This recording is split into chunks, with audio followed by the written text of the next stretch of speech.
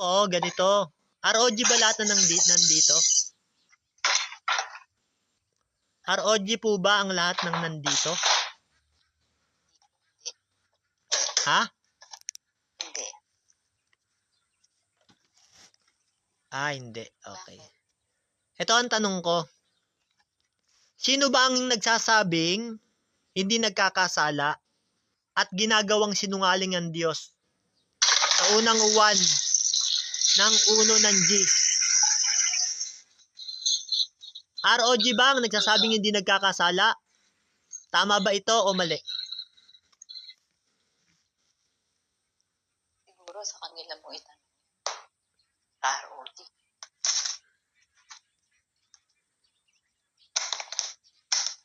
Kasi yung paninindigan nila, patungo dyan. Sila hindi na sila nagkakasala dahil release na sila ni Kristo. Hindi sila binibilangan ng kasalanan. Ngayon, kung hindi mo yun kayang tanggapin, pwede naman. Sila na kausap kasi yan sabi mo. Ang hina ng boses mo, bro. Hindi ko marinig. Mahina.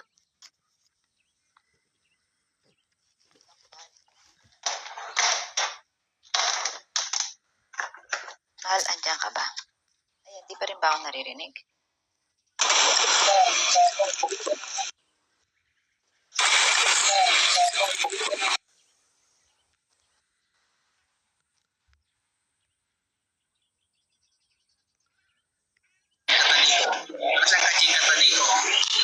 Ang muli ang inyong kaibigan, si Brother Wards Cortez po. Ayan, shout out sa lahat. Yan, si Gasper. Yan, si Gasper. Ang aking idol, si Gasper. Inadol ko rin si Gasper. Magaling yan sa Biblia si Gasper. Sa kanyang mga pagdibati.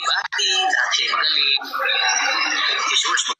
Bati ko aking kapatid na si Ward. Ang gwapong batang kapatid. Ito si Gasper. Si Gasper pala. Si Gasper. Maganda niya hapon sa'yo, Gasper. Bro, si Bro Mario. Yan ang inuugutan ko ng isa na magandang magaling magdibati si Brother Gasper. Talagang walang nakakatalo sa kanya. Nakakatalo siya sa kanya. Kaya naman Nakakatalo. Nakakaya naman, bro. Ang magaling ang Diyos. Sabi ng kawikaan, nasusubok tayo ng Diyos kapag tayo papuri. Yung papuri kasi hindi dapat sa tao sa Diyos lagi yan Nasusubok ang tao kapag siya'y pinupuri. Uy, Gasper, yung talatang sa saan nga kawikan yun? Naisulat ko yun Naisulat ko yung kawikan na yung sasabi mo, nung pwedeng puri ng tao, sabi mo. Naisulat ko na-screenshot ko, hindi ko makakatanda. Anong kawikan yun? Anong kawikan yun? Nung pwedeng purihin ng tao? Sabi mo, ano yun? Anong talat? May talata yun 20 yata yun, di ba? Ng dos. Ano nga ba yun? Sa dos. Ha? Parang 27 yun ng dos. Kawikan 27 ng dos. Tapos, 27 ba ng kawikan? dos. Pero meron ding talata na kapag ang tao pinupuri, sinusubok siya ng Diyos. Kasi yung kapurihan hindi talaga para sa tao Ibibigay sa Diyos. Yes, pero bro, Gasper, may tanong ko sa'yo. Bakit ba ang galing-galing mo sa debate? Ano ba talaga ang iyong sikreto? Bakit ba talaga ano ba talaga ang iyong sikreto? Bakit ikaw ay magaling sa debate? Paano mo nagagawa ang mga talawin ng iyong mga kalaban? Kaya ng mga kapatid natin sa kabila, paano mo nagawa yun? Ano ang iyong mga dala-dalang aral talaga na kasi nakikita ko yung mga YouTube mo, pinapanood ko yung mga YouTube mo, talagang ikaw ay magaling sa debate ganun pa man sa Diyos ang kapurihan. So, paano mo nagagawa yun, Brother Jasper? Bro, sa uwan ng 15 ng 5, wala tayong magagawa kung tayo hiwalay sa Diyos. Kaya tayo may nagagawa dahil hindi tayo humihiwalay sa Diyos. Kaya tayo may nagagawa. Kung hiwalay kayo sa Diyos, sabi ni Kristo, kung hiwalay kayo sa akin, wala kayong magagawa. O may magagawa ang isang tao pag nananatili siya kay Kristo. Kaya nga sabi ng Panginoong Yesus sa Juan ng 8 ng 31, at sinabi niya sa mga Hudyong nagsisisampalataya sa Kanya, kung kayo'y mananatili sa akin, kung magkagayoy, tunay nga kayong mga alagad ko. Kailangan kasi ang tao manatili kay Kristo Huwag kang hihiwalay. At pag hindi ka humiwalay kay Kristo, meron kang magagawa. Kasi sabi ni Kristo sa 1 ng 15 ng 5, kung kayo'y hiwalay sa akin, wala kayong magagawa. Kailangan manatili ka kay Kristo para may magawa ka. Talaga, no? Talagang kasi ang mga video mo, pinapag ko yung mga video mo, talagang ay bigay na bigay ang iyong pagtanong doon sa baptist, doon sa bigay na bigay ang mga tanong mo, talagang parang hindi kaya sagutin yung mga tanong mo, mga hindi mo tanong yun, hindi ko talaga maisip bakit lang ang yung mga tanong, kasi parang yung mga tanong ay parang mahirap sagutin yun, yung mga ganong tanong, hindi na panong yung mga video mo, parang si Eli Soriano, ano ba yung ginagaya mo ba si Brother Eli Soriano sa pag-debate, kasi magaling mo si Brother Eli Soriano sa pag-debate, so yun ba ang ina-idol mo, brother? Parang gano'n na rin kasi yung sa'yo ano kaya masasabi Hindi, mo, brother? bro. Sa Jeremias ng 17 ng 5, alam naman natin yan Nasumpain ng taong tumitiwala sa tao. Ang idolin natin, Diyos.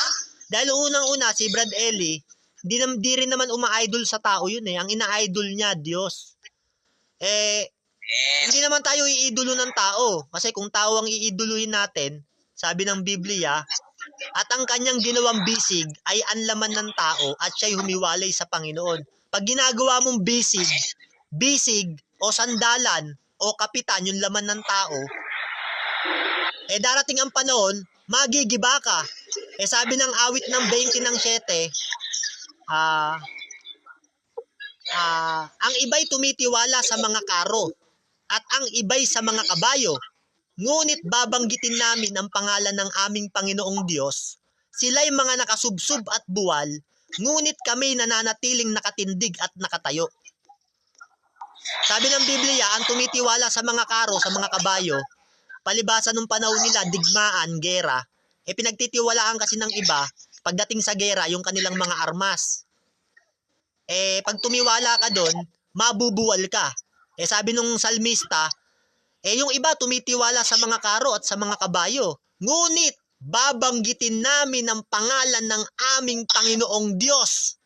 Sila'y mga nakasubsob at buwal, ngunit kami ay nananatiling nakatindig at nakatayo. Sa Diyos ka titiwala. Amen, talagang tama talaga kasi ang aking pagkatao, brother, naswerte kasi may wakin kasi ako yung tao na umahalang isang tao, pagka isang tao ay magaling dito. Yun, ibig sabihin ba pagka, hinahangako siya tao, magaling siya, ano ba yun, ibig sabihin ay, yung may kasalanan sa Diyos o wala kasalanan, yung paghanga naman, bro, nandun nga sa kawikaan ng 27 yan ng 2, yung ang tao napupuri. Meron kasing tao masipag, pag masipag, di ba napupuri, ang sipag naman nito. Meron tao mabait Sinasabi ng tao, mabait yan, napupuri siya. O meron tao, maka-Diyos. Sabi ng ibang tao, buti pa ito, maka-Diyos. Laging nasa simbahan, mabait, mapagbigay sa mga mahihirap, pinupuri. Pero sabi ng Biblia, nasusubok ang tao kapag siya'y pinupuri. Kasi ang kapurihan talaga hindi para sa tao Bagamat may mga taong pinupuri, dahil sa mga ginagawa nilang kabutihan, kahit sino naman gumagawa ng kabutihan dapat purihin syempre gumagawa ng kabutihan kung mabait, hindi mo ba sasabihing mabait? Sabihin mo mabait. Binigyan ka ng tinulungan ka ang mabuti, suklian mo ng mabuti. Pero yung kapurihan talaga para sa Diyos. Tama. Sa tuwag Piti Gloria, brother Mario, pagkat ikaw ay talaga kahit hindi na siguro sabihin, sapagkat alam naman, nakikita naman sa iyong mga gawa, ikaw talaga ay talagang, kumbaga sa ay isa kang kumbaga ay matso, kumbaga mapasigasig, magandang yung tindig, katanggap-tanggap ka sa mga pagdidebate kasi bro, yung pagdedebate bro, unang-una bro, yung pagdedebate, hindi ko naman yung gusto. Ang gusto ko lang kasi bro, nangangaral kasi ako sa FB, nung mga natutunan ko sa Diyos. Yung mga nalaman ko, gusto ko lang ibahagi.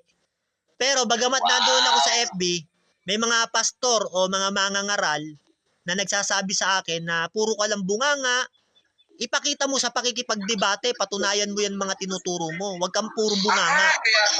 Kaya, nung panahon na yun bro, sobra akong nasaktan. Nalungkot ako kasi ang purpose ko kasi, ang gusto ko lang kasi, lagi kong sinasabi sa sarili ko, mamamatay din ako Darating din ang kamatayan sa akin. Ang gusto ko lang, makatulong rin ako sa pagtutuwid ng buhay ng iba. Kasi, nabago yung buhay ko eh. Binago ng Panginoon eh. Dati akong adik, basagulero, palaaway, nagdodroga. Nung baguhin ako ng Diyos, sabi ko, gamitin din ako ng Diyos, baguhin yung buhay ng iba. Eh kaya lang, nung nangangaral ako sa FB, hindi naman ako pastor, tinuturo ko lang yung mga sinasabi ng Biblia, yung mga natutunan ko, para may mabago ring buhay. Eh ngayon, yung mga pastor, sinasabihan ako na, patunayan mo yan, huwag kang puro bunganga, makipagdebate ka. Eh, masakit yung mga salita nila sa mga comment. Eh, nagsimula na akong makipagdebate para patunayan ko yung mga aral na natutunan ko na dapat malaman din ng tao at mabago rin yung kanilang mga buhay. Bro Mario po talaga ngayon pa lang yun. Talagang Bro Mario kasi Bro Mario sa mga itsura mo lang ikaw ay talagang siguro kung hindi ka nagbago baka ikaw ay mga ibig sabihin ay kinatatakutan ka ng mga tao sa kapanahonan mo na hindi ka nagbago. Kumbaga, di ba dati ikaw ay sabi mo ikaw ay nagdodroga. So siguro sa panahon mo na yan, siguro kinatatakutan ka ng lahat ng tao sapagkat ikaw ay mga ibig sabihin kung ikaw ay lahat ng tao sa tatakot sa iyo. Hindi, Kailangan pag dumaan ka, alis na siya sa bro, mo. hindi ako kinakatakutan ng tao kasi unang-una isang bala lang ako eh. Ano lang bro, kung nagpatuloy ako sa ganong buhay, matagal na akong patay. Walang taong dapat katakutan ng tao kasi ang buhay ng tao isang bala lang eh. Opo, kaya nga po, ibig sabihin, hindi sa mga style mo pala kasi parang kailangan pag sinabi ng mga tao na, uy, nandiyan si Bro Mario, wag na kayong maparahara dyan ha, siguro ay umanda kayo dyan kasi mga ganong salita ba? Hindi naman, lalaban din naman sila. Lalaban din naman sila. Eh kaya lang, hindi naman tayo kinakatakutan. Ang punto lang doon, nasa kadiliman ako nung panahon na yon. Akala ko wala nang pupuntahan yung buhay ko eh kasi nandun na ako sa panahon na nakita ko na yung pamilya ko na kumbaga sa eroplano lumalanding na. Unti-unti nang bumabagsak. Kaya nung tumawag ako sa Panginoon noon, umiiyak ako. Tumawag ako sa Diyos na Tama pala Bro Mario, alam mo Bro Mario, ang kanta na ibibigay sa iyo. Parang katulad ka ni brother John Regala kasi may kanta si John Regala na maganda na ang aking buhay ay puno ng kulay. Shit mo, maganda yun ang kanta na yun. Bagay sa iyo eh. Yung mga ganyan history mo sa buhay mo, bagay yun sa iyo kasi parang yung buhay mo ganyan din parang si John Regala mga style na buhay mo eh kasi yung mga buhay na minsan may kabiguan, minsan mayroon din tagumpay, sabi ni John Regalo sa kanyang kanta. Yung ang pamagat doon ay salamat po Ama, by John Regalo. So, talaga ay maayos kang kano. Bisbin dati kung hindi ka nagbago talaga para ay tuloy-tuloy ka sa ano. Pero dahil sa nakilala mo ang Panginoon, talagang ikaw ay napakumbaba sa harapan ng Panginoon. yung isang gusto kong kanta, yung sinauna rin bro yung kung natapos ko ang aking pag-aaral, di sana ay meron na akong dangal na iyaharap sa'yo at maipagyayabang. Maganda rin yan bro. Hindi bro. Ano lang bro, pakinggan mo lang yun, yung kanta ni John Regala kasi mas bagay sa iyo eh. Alam ko mas bagay sa iyo eh. Dahil sa background pa lang, damang-dama mo yung kanta niya, damang-dama yung kanyang mga buhay, damang-dama mo yung kanyang salamat po mo by John Regala.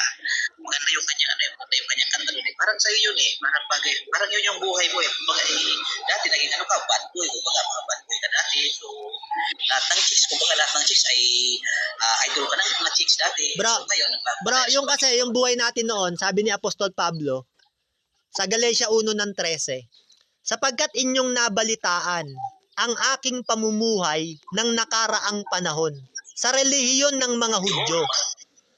Merong buhay si Pablo na nabalitaan ngayon ng mga panahon ng mga Kristiyano na nung siya'y nasa panahon ng mga relihiyon ng mga Hudyo. Inuusig niya ng malabis at nililipol yung iglesia ng Diyos. Pero, nung siya ay kahabagan ng Diyos, tawagin siya sa iglesia ng Diyos.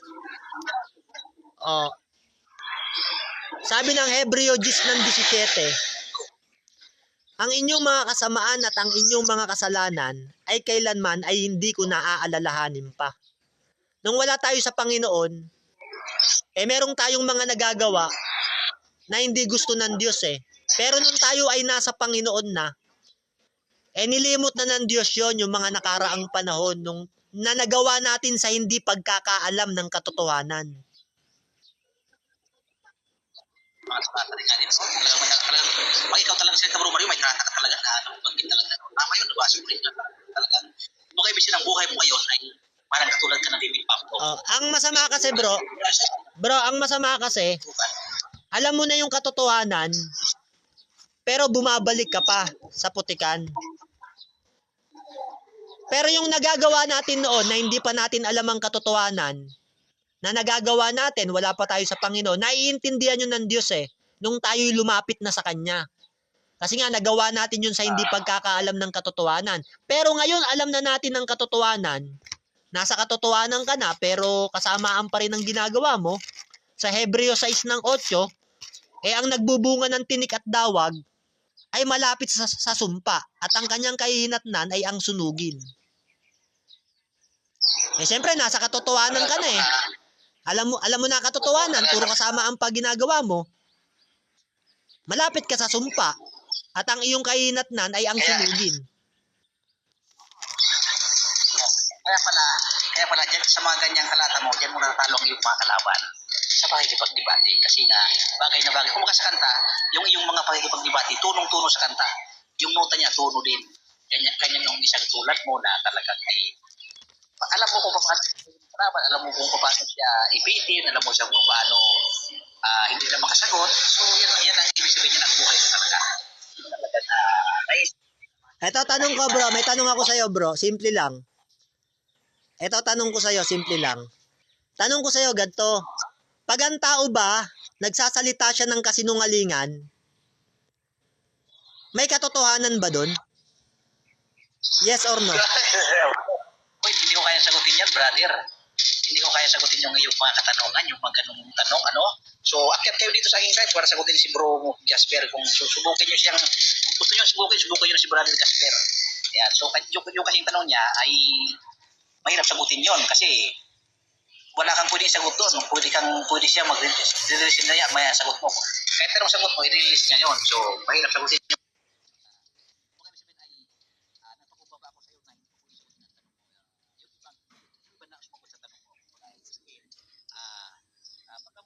Pagkamat ikaw ay magaling ay hindi ko karapat-dapat na panang pantay ko sa kagalingan. Yan.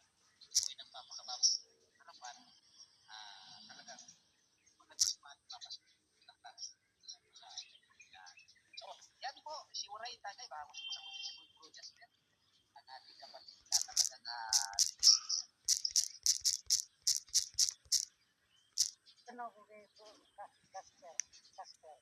Kailangan humina yung boses nyo, tumawag yung asawa ko. Pag may nagbibideo call sa akin, humina yung boses. Ano yung tanong mo bro, ano?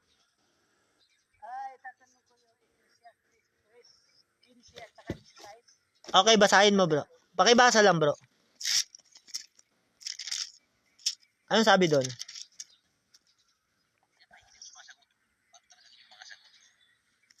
basta ako ay pagkamat Bro Mario ay kaunti naman ang nalaman ko sa Biblia ay hindi ko karapat dapat na panangnan ang pagkapantay sa iyo sa iyo. Libag ko sa ay nagpagpakumbaba na hindi kaya sagutin yung mga tanong mo kasi mahirap kung sagutin yung mga tanong. Ibig sabihin, yan sa mga tanong mo na yan, dyan ko na natalo ang iyong mga kalaban. Yan. Tanong kayo kay Bro Mario. Hindi na natin yung mga kagalingan. Yung tanong ko yung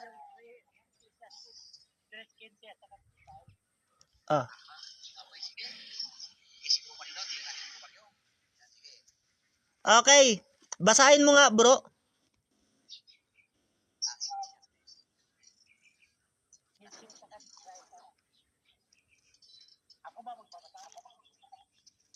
Oo. Mahina yung boses nyo, nilalapit ko yung cellphone sa tenga ko. ang nangyari sa nagdaan ay nangyari na. At ang nangyari pa ay nangyari na rin. At hinanap uli ng Diyos ang nakaraan na. Ako sasabihin, bukod dito ay aking nakita nakita sa ilalim ng araw sa dako ng kahatulan, nandoon ang kasamaan. At sa dako ng katuwiran, andoon ang kasamaan.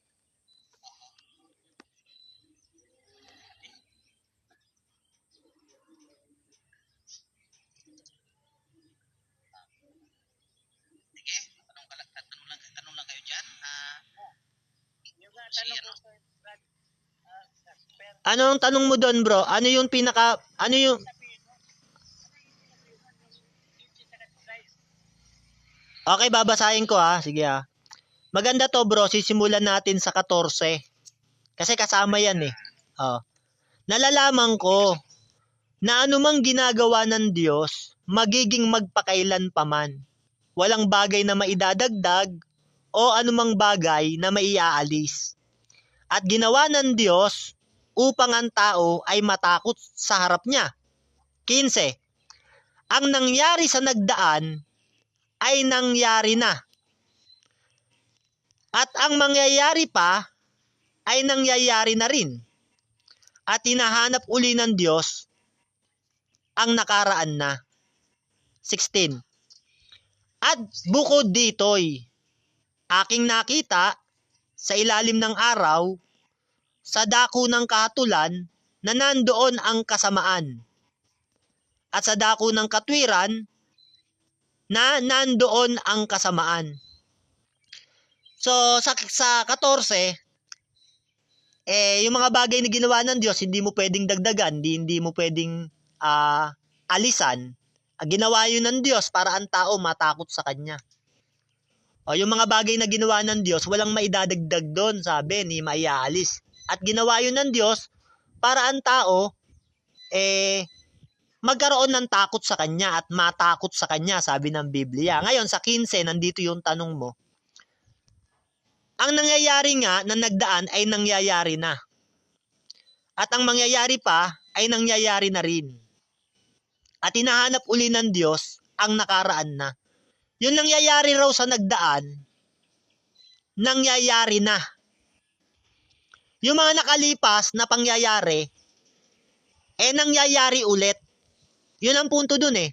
Yung mga dating nangyayari, sabi ng sumulat ni Solomon, na dahil sa karunungang ibinigay sa kanya ng Diyos, nangyayari ulit. Ibig sabihin, kapatid, ang punto kasi ni Solomon dito, kung bababa ka sa Ecclesiastes ng 2, natanggap kasi ni Solomon yung buong kayamanan, karunungan, kaalaman, pero nakita ni Solomon na darating din ang tao sa kamatayan. Merong kamatayan. Ano mang pinagpaguran ng tao, sabi sa Genesis 2 ng 26, ginamitan mo ng buong talino, buong karunungan, buong sikap, buong lakas, pinagpaguran mo, ibibigay yun ng Diyos kung kanino niya gustong ibigay. Ibibigay niya yon sa taong kinaluluguran niya. Kaya sabi doon ni Solomon, ang lahat, wait lang, tumatawag yung asawa ko. Narinig ako, bro? Narinig ako? Tumatawag yung asawa ko, narinig ako? Kaya sabi doon ni Solomon, ang lahat ay walang kabuluhan at nauuwi sa wala. Hinahanap ng Diyos ang nakaraan. Yung nangyari noon, nangyayari rin ngayon. Ang punto kasi doon ni Solomon, patungkol sa buhay ng tao. Yung mga nangyayari noon, nangyayari rin ngayon. Kahit ngayon, nangyayari eh. Maraming mga tao, meron silang mga pinagpaguran na ginamitan nila ng buong talino, buong sikap, buong lakas. Pero, dumating ang kamatayan sa kanila, ibinigay ng Diyos sa iba yung kanilang pinagpaguran. Merong ibang nagmana na sila ang nagpagod, iba ang nakinabang. Yung nangyayari noon, nangyayari rin ngayon. Halimbawa ngayon sa ating panahon, pakinggan mo to Halimbawa ngayon sa ating panahon, meron ngayon, nagtrabaho siya na nagtrabaho, mag-asawa sila. Nagsikap sila ng nagsikap, nagpayaman. Nung yumaman na sila, nagkaroon sila ng sakit. Ngayon, lahat ng pinagpaguran nila, ginamitan nila ng buong talino, buong lakas, buong sikap, para makuha nila yung kayamanan, umasenso sila sa buhay, nagkaroon sila ng sakit, dinala sa ospital, kailangan operahan. Yung kanilang mga pinagpaguran, ibabayad ngayon sa ospital kasi malaking halaga ang bayarin eh. Ngayon, para saan pa yung kanilang pinagpaguran? Kung yung kanilang pinagpaguran, mapupunta lang sa wala. Mapupunta sa taong hindi nagpagod. Siyempre, babayaran mo, doktor. Hindi naman nagpakapagod yun. Ikaw ang nagpakapagod sa pera, tapos ibabayad mo lang sa sakit mo. Kaya, sa dos kasi yan eh. Sa dos yan eh. Kung titignan mo yung dos, ang lahat ay walang kabuluhan, sabi ni Solomon eh. Kaya nasasabi niya na yung mga nangyayari noon, nangyayari rin ngayon. Kahit sa panahon natin, yung nangyayari noon, nangyayari ngayon eh. Maraming meaning yan eh. Maraming pakahulugan yan. Hinahanap ng Diyos yung nakaraan pa. Yung nakaraan naman na hinahanap ng Diyos, yung mga taong katulad ni Abraham, sumampalataya, ni Noah. Ang punto kasi dyan ni Solomon, kayamanan eh, na natamo niya, karunungan at kaalaman, na ang merong kaalaman at ang walang kaalaman, parehas mamamatay. Bago dumating dyan sa 15, sa 3, na hinahanap ng Diyos yung nakaraan. Kasi nga, kahit may karunungan ka at kaalaman ka, kahit meron kang malaking kayamanan, lahat naman tayo mamamatay eh. Ang lahat ay walang kabuluhan, sabi ni Solomon. Lagi niyang sinasabi yan eh. Diyan sa 2 hanggang 3 ang lahat ay walang kabuluhan. Kaya, darating din ang kamatayan sa atin, kaya hinahanap ng Diyos ang nakaraan na. Ang hinahanap kasing nakaraan ng Diyos, yung taong titiwala sa Diyos ng hanggang dulo ng buhay niya. Na wag mong ipagpapalit yung Panginoon sa kung anong meron ka. Kasi yung kayamanan dito sa lupa, walang kabuluhan. Kahit meron ka pang kaalaman, ang hinahanap ng Diyos yung nakaraan na, yung pananampalataya na hanggang dulo ng buhay mo.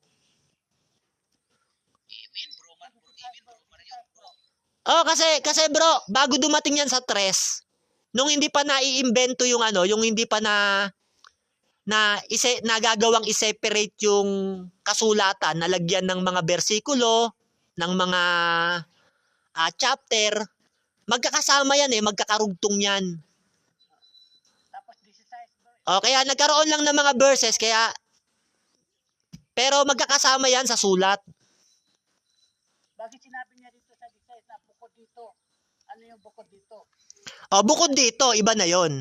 Pero bukod dito, sabi niya, bukod dito ibig sabihin, pag bukod dito, hiwalay na yon.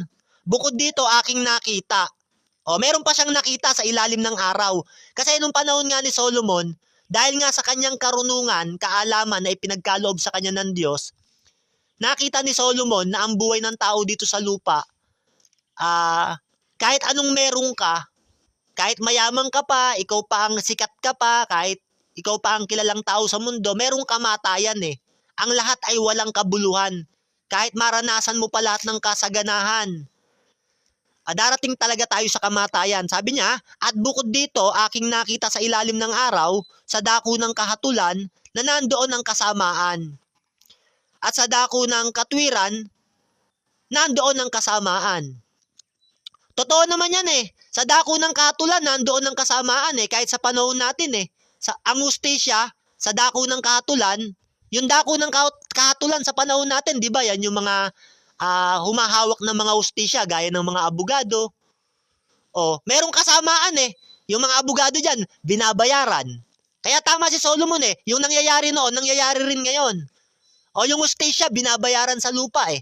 Kaya nga pag mahirap ka, sabi nga nila, pag mahirap ka, hindi mo kayang kawawa ka. Kaya sa dako ng kahatulan, may kasamaan.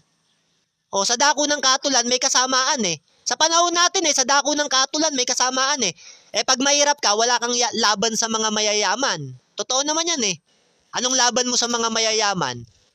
May pera sila, ikaw walang pandemanda. Sa dako ng kahatulan, may kasamaan. Hindi makita ang hustisya. Yun ang punto dyan hindi na makita ang hustisya. Kahit ikaw ang tama, lumalabas, ikaw pa mali.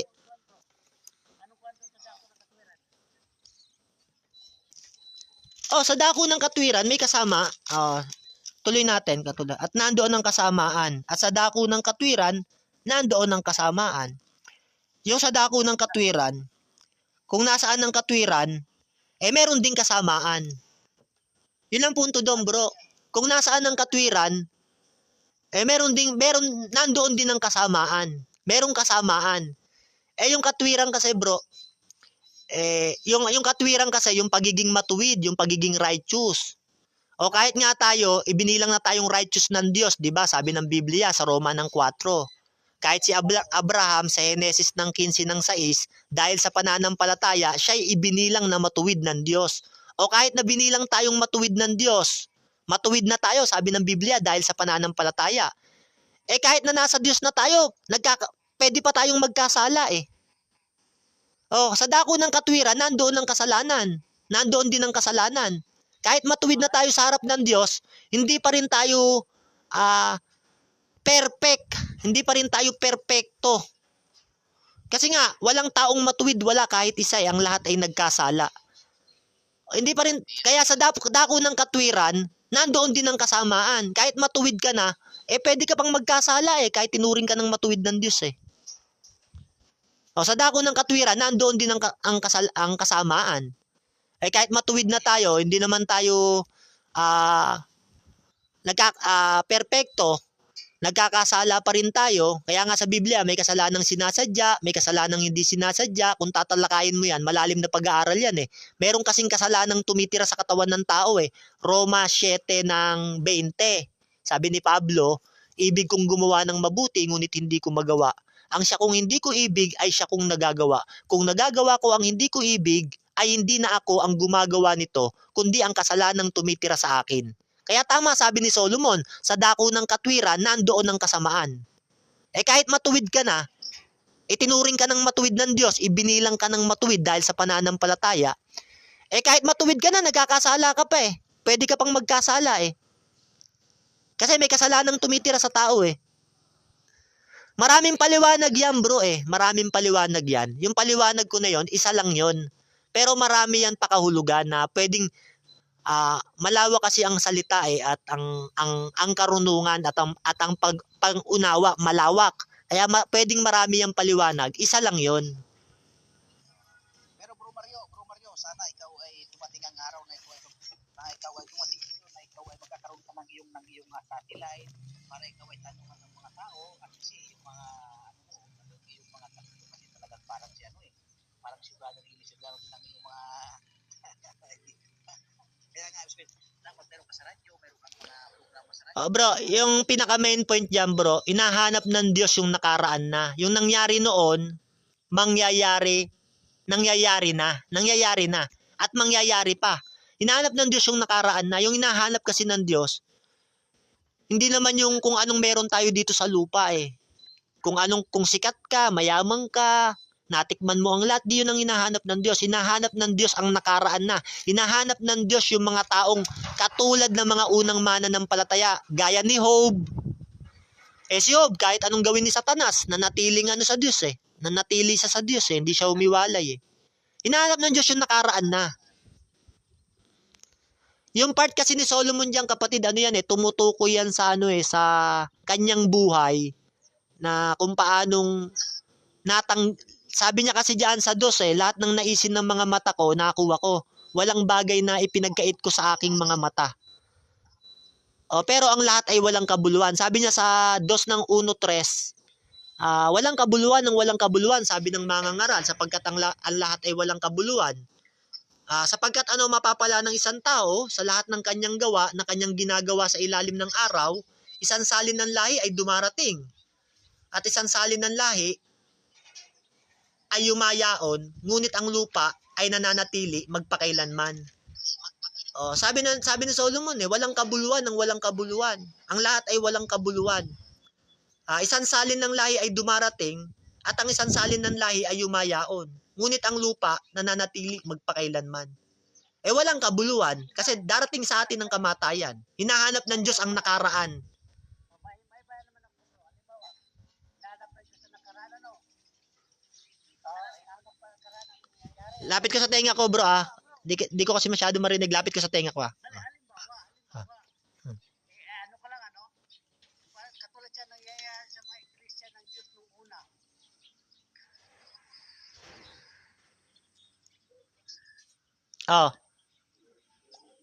Ano bro? Tapos, halimbawa, nangyayari nila ni Pablo doon.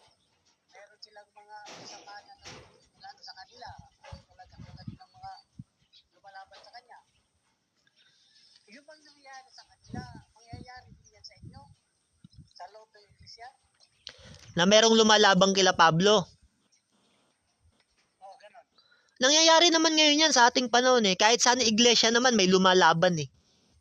Puntahan mo yung iglesia ng Orthodox, merong lumalaban sa kanila. Puntahan mo yung INC, merong lumalaban sa kanila. Kaya nga yung nangyayari noon, nangyayari rin ngayon. Tama naman eh, lahat ng iglesia may lumalaban eh. Yung nangyayari noon, nangyayari ngayon. Pero hindi yun ang point ni Solomon. Hindi yun ang punto ni Solomon. Ang punto doon ni Solomon, ang hinahanap ng Diyos, yung nakaraan. Hinahanap kasi ng Diyos yung katulad ng mga naunang mananampalataya eh, na hanggang dulo ng buhay nila, nagtiis sila sa hirap, hindi sila humiwalay sa Diyos kahit sa anong matinding pagsubok. Yun ang hinahanap ng Diyos na nakaraan na. Ano ba hahanapin ng Diyos? Yung kayamanan ng tao? Hindi naman yun nahanapin ng Diyos. Yung kasikatan ng tao? Hindi naman yun nahanapin ng Diyos. Yung mga pangyayari noon? Siyempre, yung mga hanapin ng Diyos, yung mga pangyayari noon, kung paanong nakita niya ang isang tao na kahit anong hirap na pinagdadaanan, kahit kagaya ni Job, ay nanatili sa Diyos at hindi humiwalay. Nakagaya ni Abraham, 100 taon na, inantay niyang magkaroon siya ng anak, na umasa siya sa pangako ng Diyos na hindi nakikita ng mga mata. O, yung pangako ng Diyos, nabibigyan siya ng kasindami ng bituin. O, na hindi nakita ng kanyang mga mata, pero naniniwala siya na ibibigay ng Diyos. Yun ang hinahanap ng Diyos sa tao, yung pananampalataya. Ayan. So, yan kasi yan talaga bro. Sa totoo lang. Konti lang yung ilalagay mo para naman talagang magmukhang natural look lang yung face mo. And ito, maglalagay tayo ng konti dito sa lips. Tapos